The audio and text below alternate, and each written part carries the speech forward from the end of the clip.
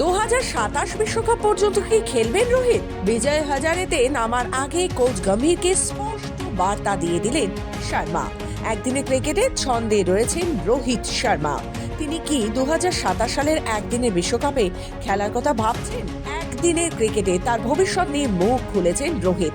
গত দুটি সিরিজে রান পেয়েছেন, ছন্দে রয়েছেন রোহিত শর্মা।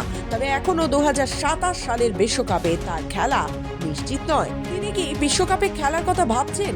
রোহিত জানিয়ে দিয়েছেন এখনই অবসরের কোনো ভাবনা তার নেই। রোহিত শর্মা ও বিরাট কোহলিকে ভারতীয় ক্রিকেট বোর্ড নির্দেশ দিয়েছে, বিশ্বকাপের দলে থাকতে হলে ঘরোয়া ক্রিকেট খেলতে হবে। সেই নির্দেশ মেনে বিজয় হাজারেতে মুম্বাইয়ের হয়ে নামবেন রোহিত। তার আগে গুরুগ্রামে একটি অনুষ্ঠানে যোগ দিয়ে ভবিষ্যৎ নিয়ে বার্তা দিলেন।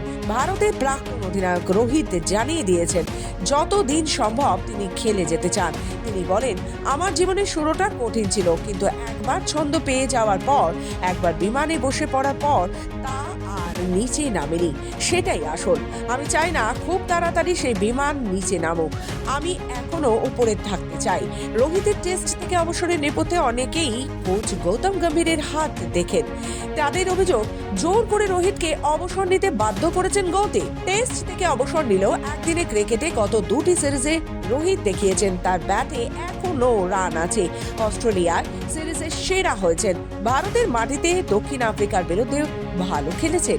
আইসিসির একদিনের ব্যাটারদের ক্রম তালিকায় শীর্ষে রয়েছেন তিনি। নিজের ফিটনেস নিয়েও খেটেছেন তিনি, ওজন ঝরিয়েছেন। রোহিত বুঝিয়ে দিচ্ছেন এখনই অবসরের ভাবনা নেই। ব্যাটের পাশাপাশি এবার মুখেও সেই বার্তায় গম্ভীরকে দিলেন তিনি। ব্যুরো রিপোর্ট, খবর বাংলা।